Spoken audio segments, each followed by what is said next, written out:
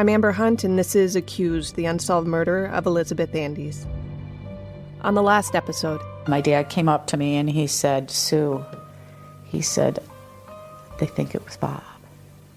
And I just remember going, no, like that, and just like hit my dad's chest, like totally freaked out. If she had lived and we had stayed in contact, and we were both free, that I think we might have gone out and something might have transpired.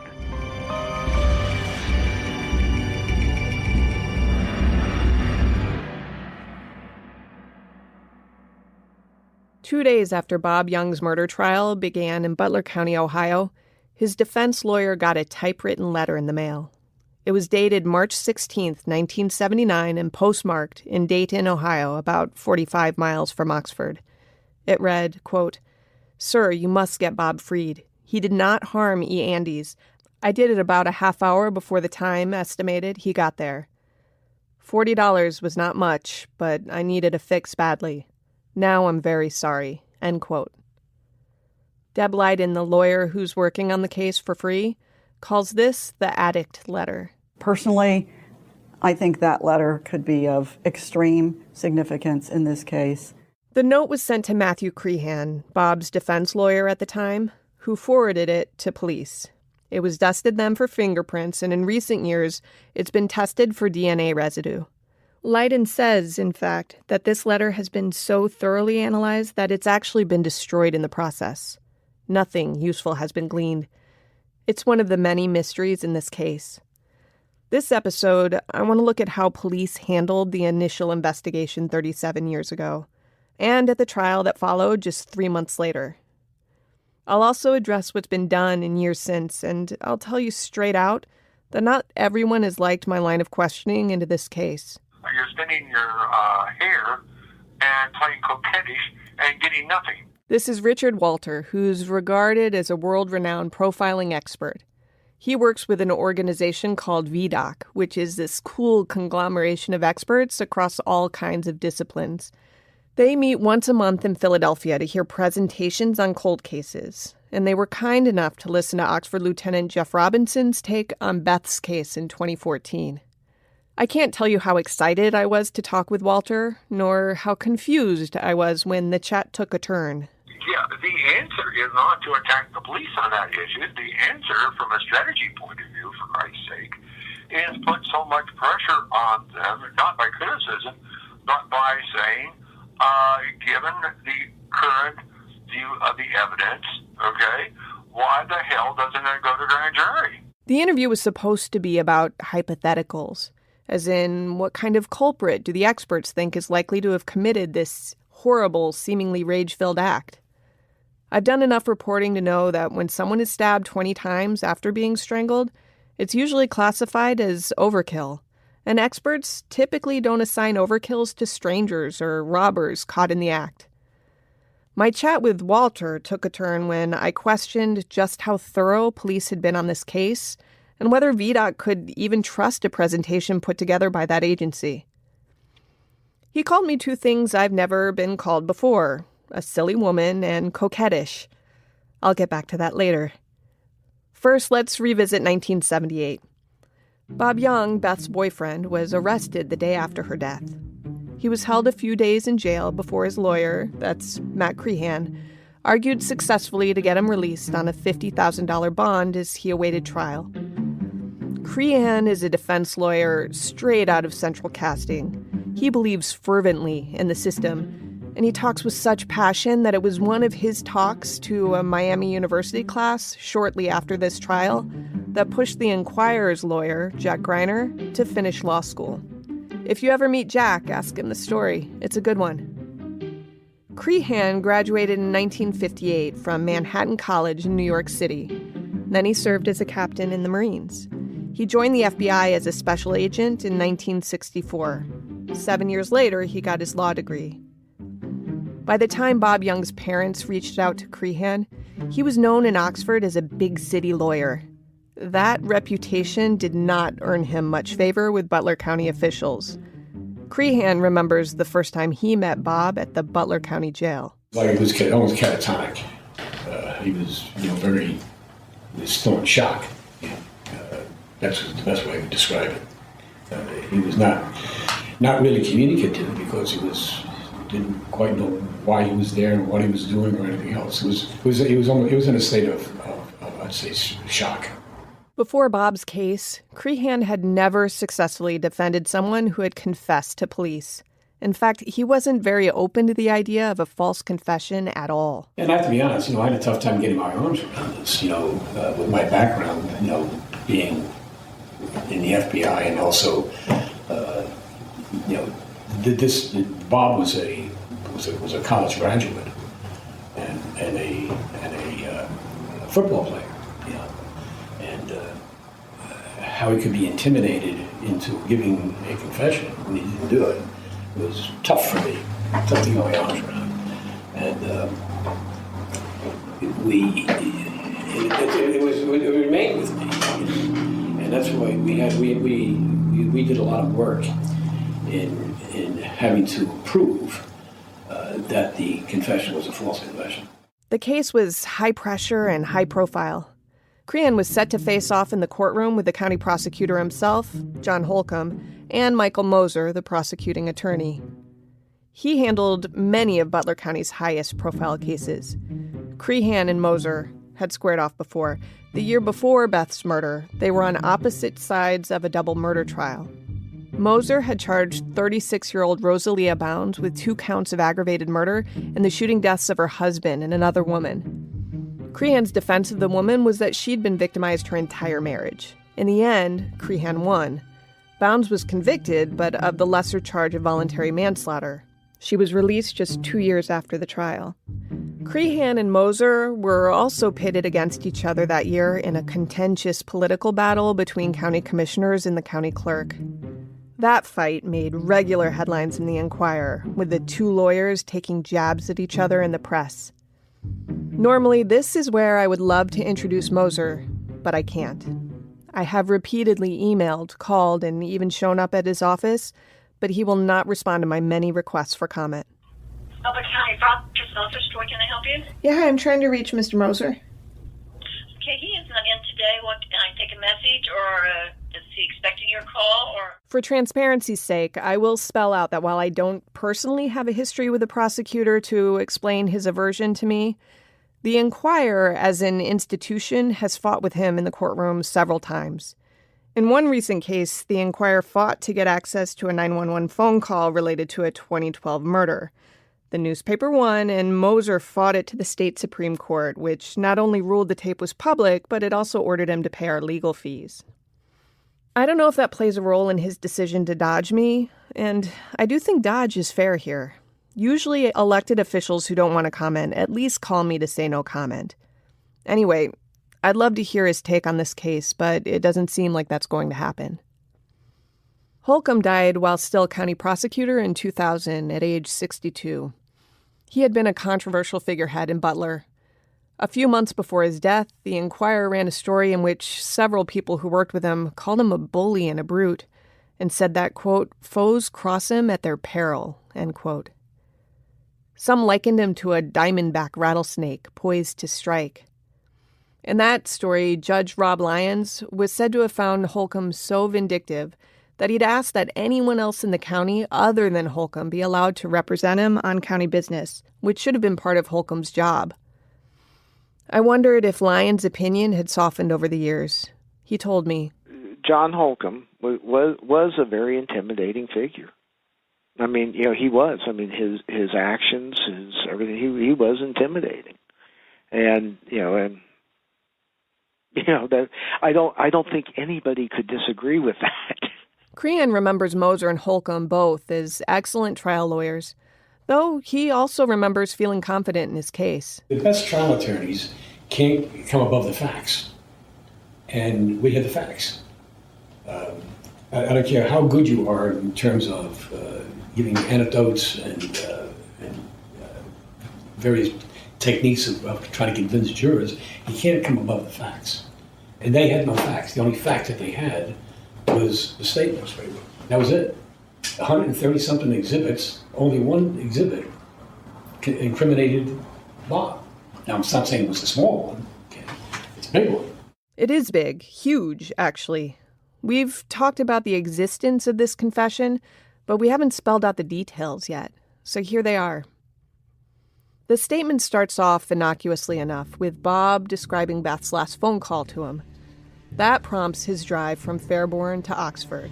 No one disputes the first lines of the statement, right up until he describes walking into the dark apartment. That's when issues arise. The typed statement says that when Bob walked into Beth's bedroom, she was lying on the bed, nude from the waist down, and very much alive. He lay down beside her and they started to kiss. It seems a pretty specific scene he's setting. But when he took the stand at his trial, Bob said his words had been twisted. He said that Lieutenant Richard Carpenter, a Hamilton polygrapher, had asked Bob what he would have done if he'd seen Beth alive on her bed when he got into her room. "Well, I would have kissed her," Bob said he replied. According to Bob, Carpenter ran with this. "So you walked into the room and you kissed her, and then what happened?" Bob at first would correct him, he said. "No, that's not what happened. That's what would have happened." But eventually, Bob said he gave up. The interview with Carpenter was, I mean, he definitely had an agenda. He wasn't letting me out of there until I confessed to it. And I firmly believe that. So. That type of characterization stings those who knew Carpenter as a God-fearing and loyal law enforcement agent. Here's former colleague Frank Smith talking about him. And when you take a look at him, he was an old-time street cop from the 60s. Very small in stature. I mean, he was about 5'6", probably 100 pounds, 110 pounds. But very much black and white. There was no in-between. And a very, very honorable man. Very religious man, very honorable. Bob says Carpenter told him he failed the polygraph miserably, which is why the lieutenant was sure Bob wasn't telling him everything. I can't ask Carpenter for his take on things. He died in 2014. He'd been a respected member of the Hamilton Police Department until his retirement years ago. What I can say is that in April 1972, 6 years before Beth Andes was killed, Carpenter was quoted in an Enquirer story about polygraphers. In it, he said that he feels a criminal polygraph test isn't really successful unless the suspect cops out by confessing. A polygraph is really an amazing tool. In the 1970s, it was this new mind-blowing technology that, while not admitted often in court, was relied upon heavily in interrogations. There's a misconception that they're not reliable enough for court. Here's forensic polygrapher Nate Gordon. He's the director of Philadelphia-based Academy for Scientific Training, and he's also part of the VDOC Society. It's entered into about half the states on stipulation, where both sides agree ahead of time that a polygraph will be done and can be entered. I've taken a polygraph for a story involving false confessions back in 2000. I wrote then that the machine was just as good as my mom at catching me in a lie, which is to say it nailed me. The machine works by measuring and recording the physiological responses you have as you're asked a series of questions from a polygrapher. Your blood pressure, pulse, breathing, and skin conductivity are all measured, and a trained polygrapher can supposedly detect signs of deception based on the reactions. But there's a reason they're not wholesale admitted into court. They are definitely controversial. Today, they're mostly used to help investigators sort out which avenues to pursue and which to ditch. So they might not be able to introduce the polygraph itself, but it'll help them focus the investigation. And many times you'll get confessions where there's really no evidence. But we've learned since the 1970s that when you give a polygraph is crucial. I was reading a book about serial killer Dennis Rader for an upcoming episode when I learned that the husband of one of his victims in Wichita was long considered a suspect in her death because he failed 2 polygraphs given to him soon after he found his dead wife. According to the book written by Wichita Eagle reporters, quote, "In years to come, Wichita detectives would determine that a lie detector test should never be given to a spouse or close family member immediately after a murder. If a husband has just lost his wife, his emotions might falsely register as guilt," end quote. There was another point that sounded familiar. Some Wichita detectives believed fervently for the next 2 decades that the man probably killed his wife. Townspeople believed it. School kids taunted the man's children that their daddy killed mommy.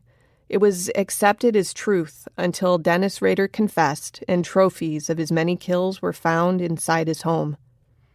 The results of Bob Young's polygraph and Beth's murder case could have been reanalyzed by an expert today, which might shed some light on what Carpenter saw, but police say those test results have been misplaced. All we know is that Bob was told he failed, and as the hours dragged on, his statements to police grew increasingly incriminating, with Bob allegedly speaking in hypotheticals and Carpenter transcribing it as fact. Bob and Beth started talking about their impending separation, him going to Texas and her staying in Cincinnati, and Beth said she wanted him to stay with her, maybe get his master's degree. The statement signed by Bob reads, quote, "I said I did not want to do that. I wanted to go out on my own for a while. Beth kind of got upset and I got angry at her. I grabbed her and threw her around a little bit." End quote. Beth got angry too and started defending herself, according to the statement. Bob then says, quote, "I grabbed her around the neck and squeezed her a little. She just kind of fell down on the bed. I said something to her. I said, 'Beth,' and she didn't move. I then kind of realized that I hurt her real bad or killed her." End quote. The statement describes Bob going to the closet to get a toolbox from which he pulled a pair of scissors. He began stabbing her with them. He said he didn't know why. Quote, "At the time I was stabbing her, I was still mad. And then I put a dark-colored scarf around her neck.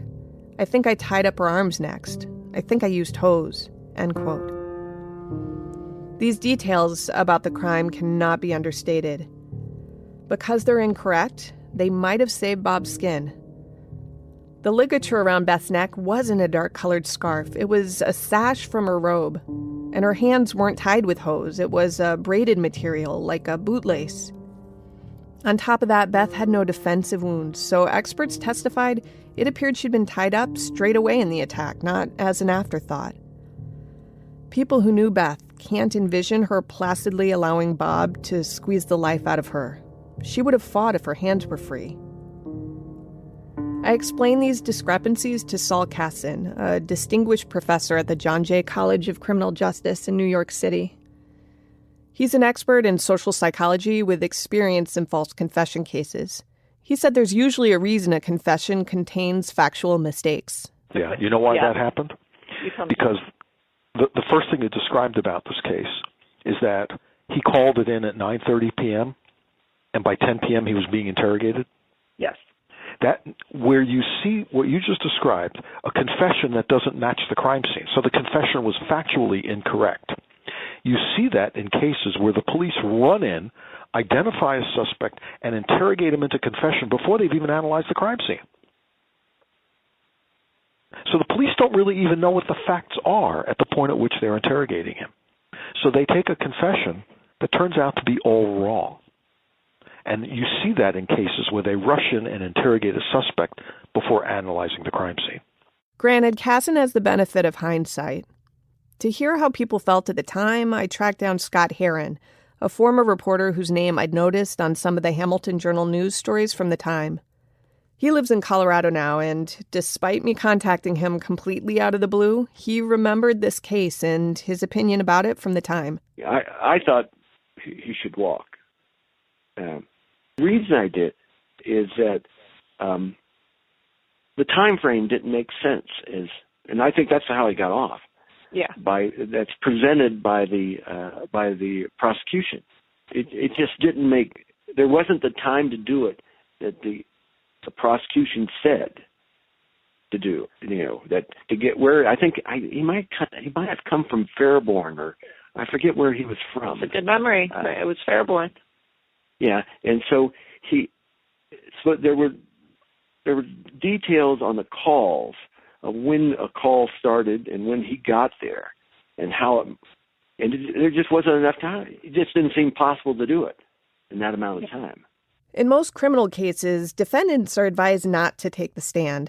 It's a constitutional right that if you're charged with a crime, you don't have to defend yourself before a jury, and the risk usually outweighs the potential benefit. In this case, however, Crehan was all for Bob testifying. He figured his client needed to undo the damage that his signed statement might do before the jury. And Bob held up well under cross-examination. We don't have audio from the trial, but we do have 1,000 pages of transcripts. You can sense the tension in certain passages, like when Holcomb seemed to find it odd that Bob chose to shower before he drove from Fairborn to Oxford. Holcomb, let me ask you this. If you were going to work that night, why did you take a shower before you went? Bob, because I'd sat around all day and hadn't taken one. Holcomb, isn't it a fact that you never had any intention of doing work that night? Isn't it a fact that your only intention was to work the next day?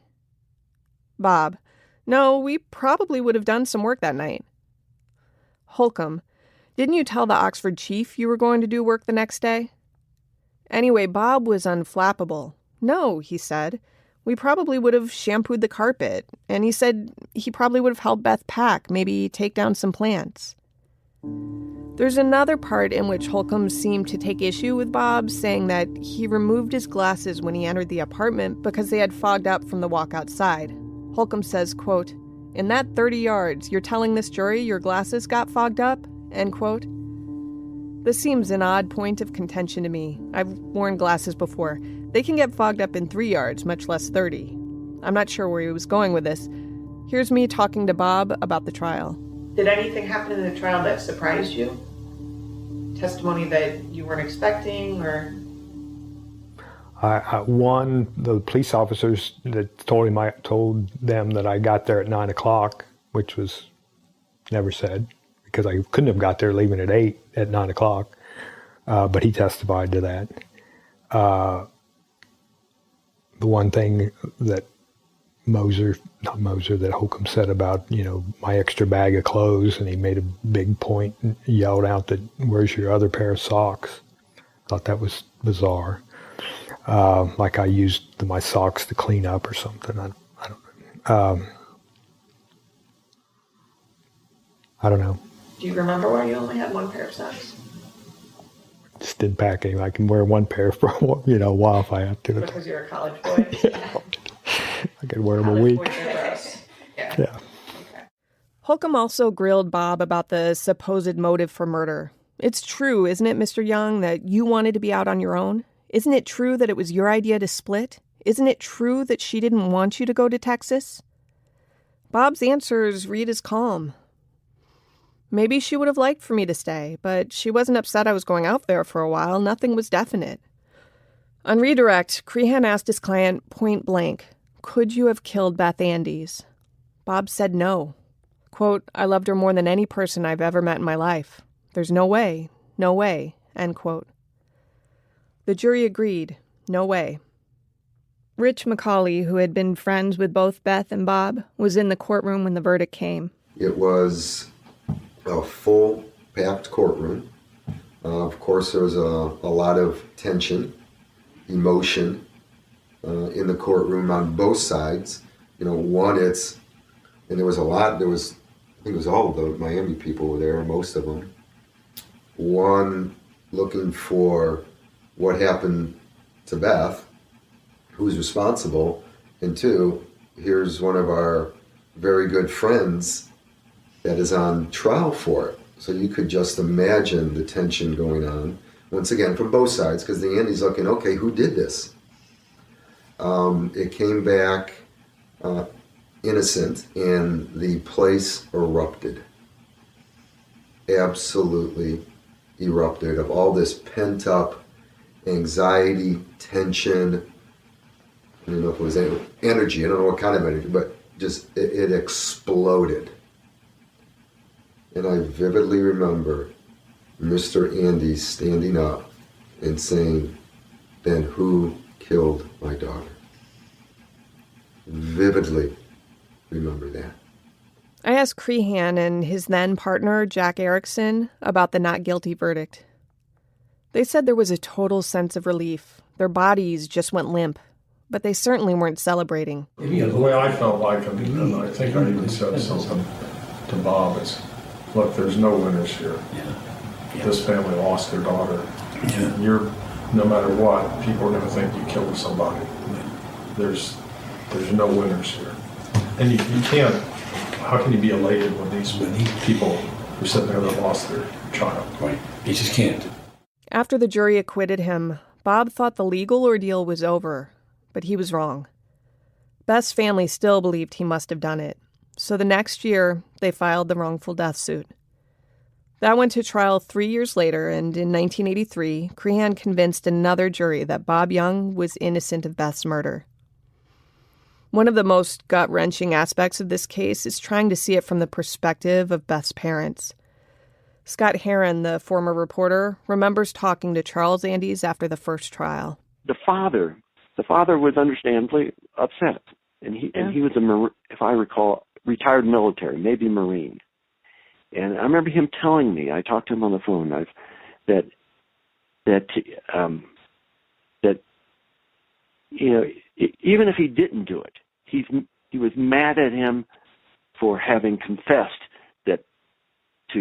That throws the whole thing away, so the real killer got away. Right. So he was mad at him either way. Obviously, I mean, if he killed his daughter, he'd be mad. But even if he didn't kill his daughter, he was. And I thought that was an interesting idea, and I understood, and it made sense how the father felt that way. I asked Bob about this. How have you come to terms with knowing that they believed that you did it?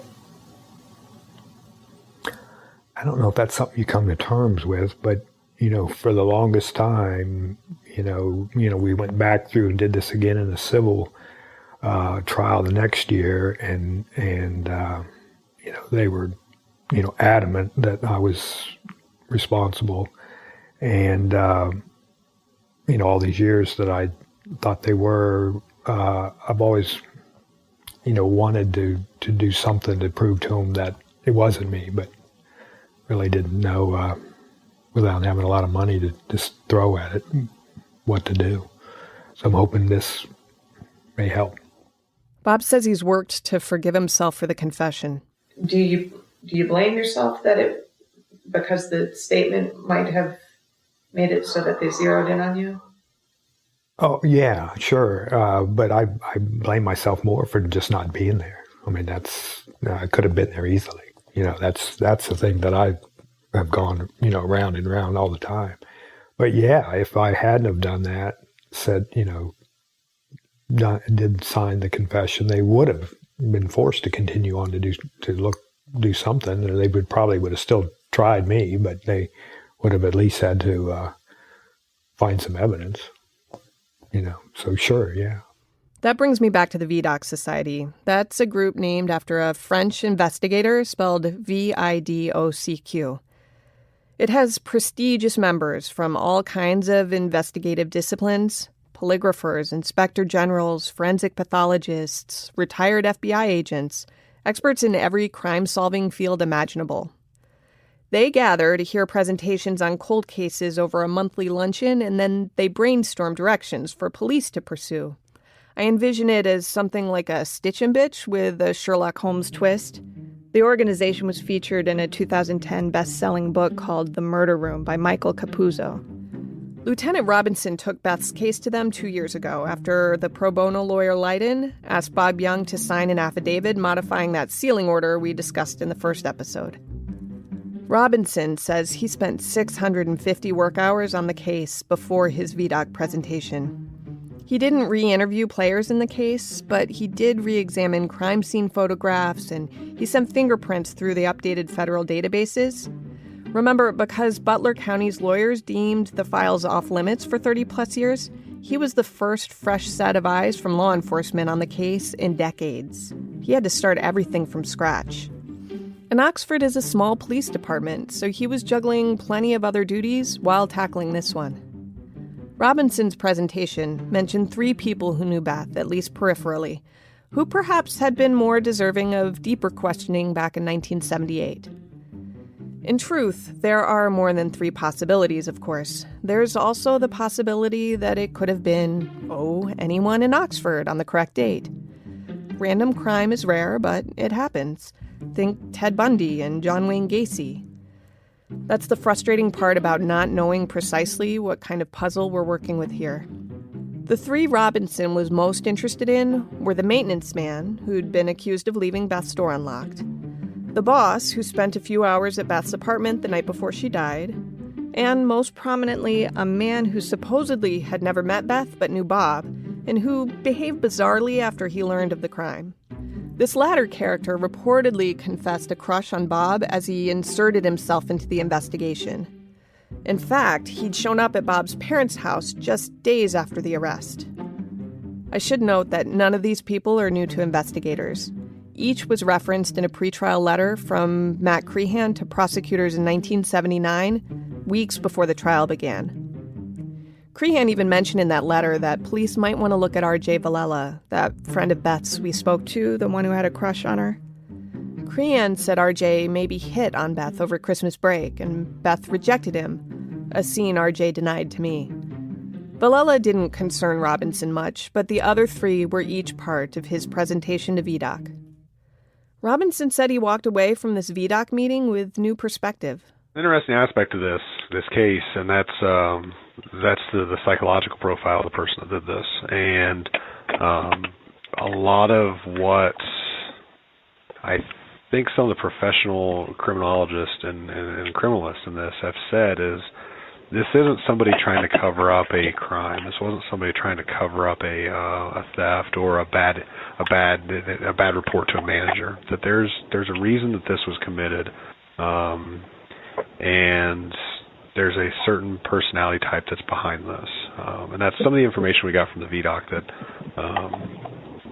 I think has been very beneficial. I think it's helped narrow our focus as to the type of person we're looking for. It gives us some answers as far as, are we on the right track or are we not on the right track? I flew to Pennsylvania to interview a couple of VDOC officials in person. They were happy to walk me through their general process, but they declined to talk about Beth's case specifically. They like to leave the nitty-gritty of individual cases up to the law enforcement agencies that are investigating them. But VDOC members Nate Gordon and Benjamin Redman were comfortable talking about how false confessions come about. False confessions generally occur with prolonged interrogations. I would say interrogations that have gone more than 3 hours are more likely to wind up with a false confession. That's polygrapher Nate Gordon speaking. Because if one of the things that happens with this suspect is they have this fear that, how do I get out of this? And if they have this belief that, okay, if I just say I did it, even though I know I didn't, and I know they can't prove it because I didn't do it, I can get out of here. So I'll write whatever they want. And that leads to a false confession, obviously, which might be the only evidence that gets them convicted.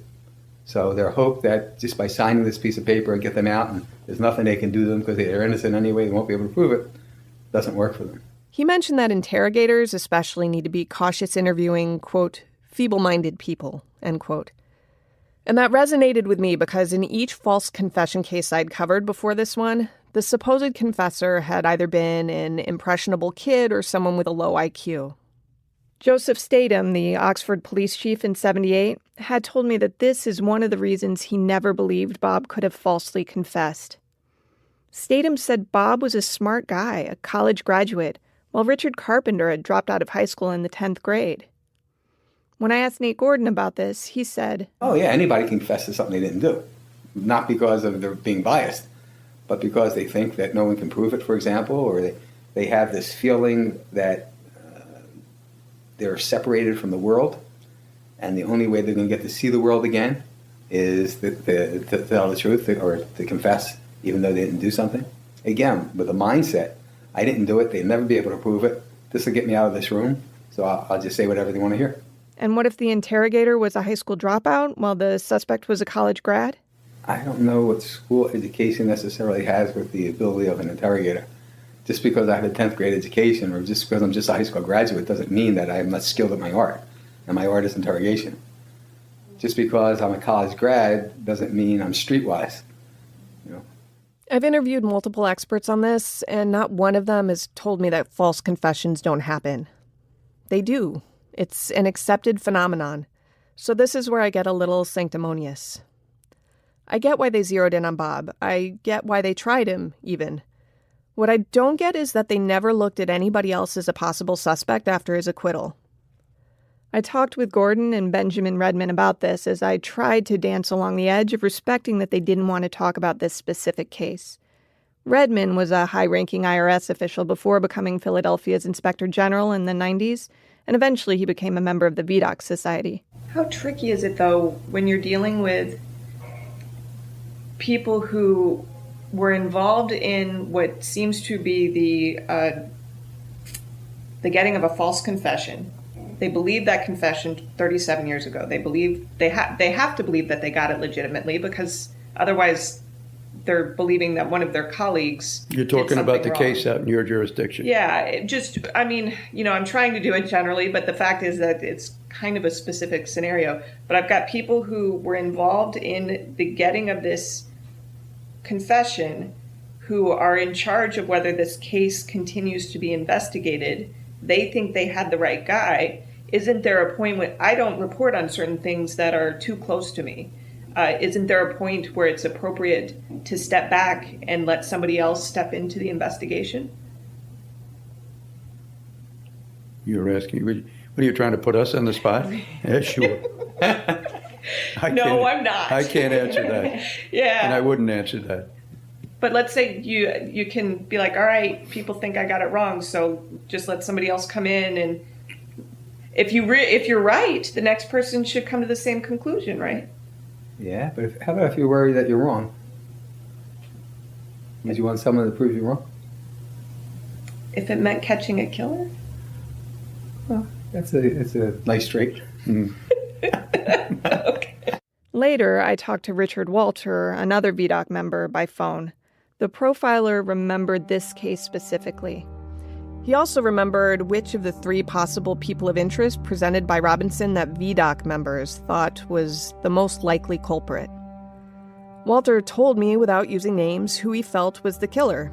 He said that person is now dead, which fits just one of the people Robinson had discussed, the one who inserted himself into the case. If it is him, there will be no trial, no justice. But I venture that the family would still be relieved to know for certain it was him, because at least they'd have an answer. But 2 of the 3 acquaintances who interested Robinson and Lydon are still alive, still in Ohio, in fact. And they've not been interviewed by police since the week after Beth died. I've talked to both of them. That's what I was telling Walter when he called me a silly woman. So you're playing detective then? Yeah, I am. You know why?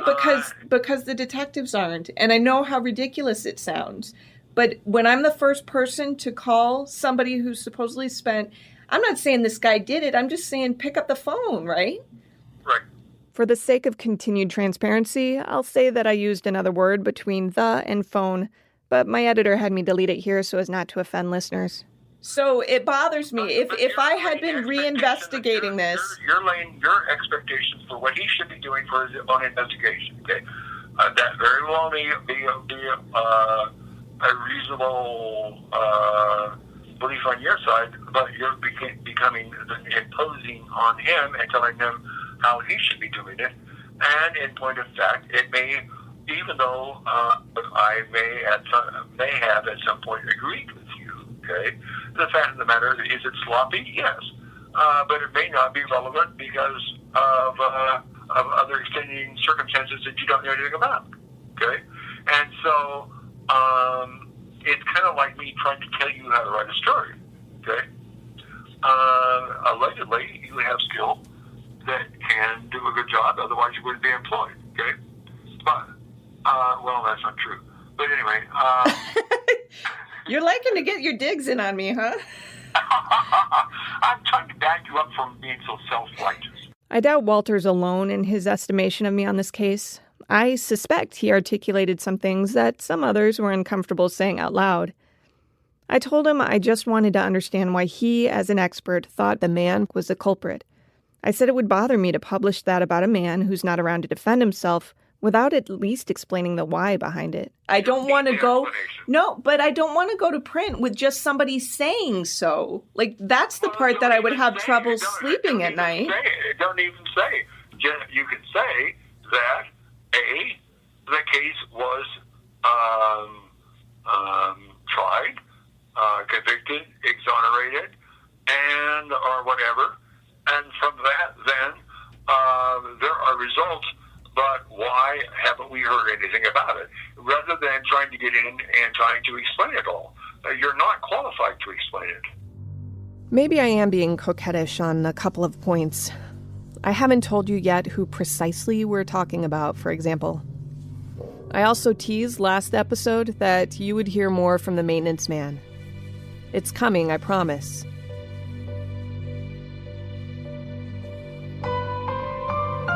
Next time on Accused. Well, it is my alibi. I was at the movie with Steve Green, but maybe it was a later show. Do I need to worry about you too?